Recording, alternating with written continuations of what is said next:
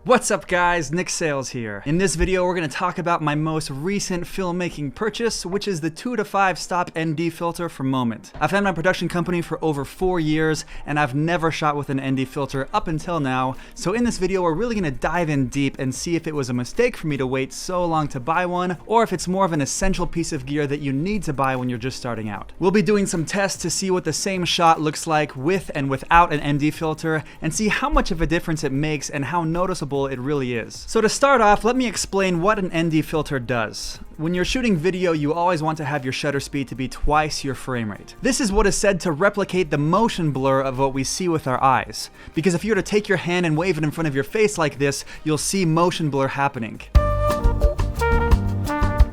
As you increase your shutter speed, the motion blur becomes less and less, making your footage look more and more choppy and crisp, which doesn't look as cinematic. So let's say that you're outside and you have your ISO set to 100, your aperture is at a 1.4, and your shutter speed is at 1/50. Chances are your image will be way too overexposed. This is when you would need to use an ND filter, which stands for neutral density filter, and what it basically does is it's like sunglasses for your lens, where it darkens the image enough to make it so that it's exposed correctly, while still having the right amount of motion blur. There are different types of ND filters, but this ND filter that I have here is a 2 to 5 stop ND filter, which means that it gets darker and darker as you turn this ring. This ND filter is best for an average sunny day, but there are other ND filters which go from 6 to 9 stops, which makes your image even darker for those extremely sunny days or super bright filming conditions. So let's see what some footage looks like with and without this ND filter and see how big of a difference it is. So in this shot, I have all of my settings exactly where I want them.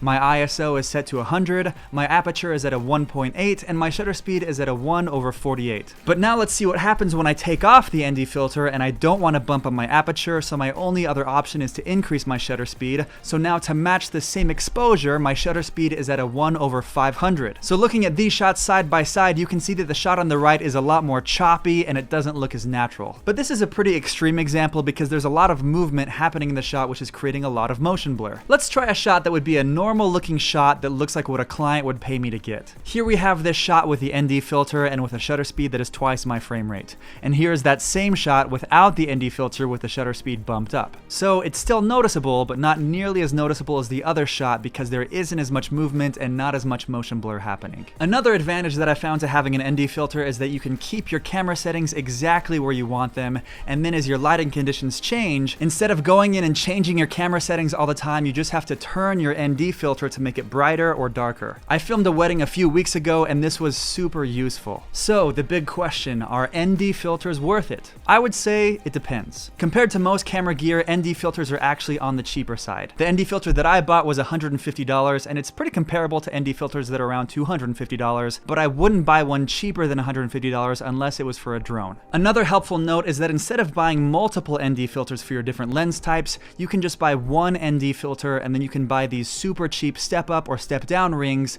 that make it so that your ND filter can fit on any lens that you own, regardless of its thread size. So although ND filters aren't as expensive as a camera body or a lens, they can still get kind of pricey, and you may be asking yourself if it's worth it to invest in one. In all my years of running my production company, I've never had a client tell me that they've noticed that I didn't use an ND filter, but then again I would say that probably 90% of normal people really wouldn't be able to tell the difference between footage shot with an ND filter versus footage shot without one unless they were played side by side like I was showing earlier in this video. However, if you're starting to charge more premium prices and you're working with big brands who require a professional and cinematic look, I would recommend getting an ND filter because it will always make your footage look more professional, even if it's just by 1 or 2%. Also keep in mind that there are times when you would want to break the rule and shoot at a higher shutter speed, like for example if you're filming a fight scene. You'll notice that even in Hollywood movies, a lot of fight scenes are shot at a higher shutter speed. Also, if your client is going to want you to grab some stills from your footage to use as photos, you may want to shoot at a higher shutter speed as well so that each frame you grab is crisp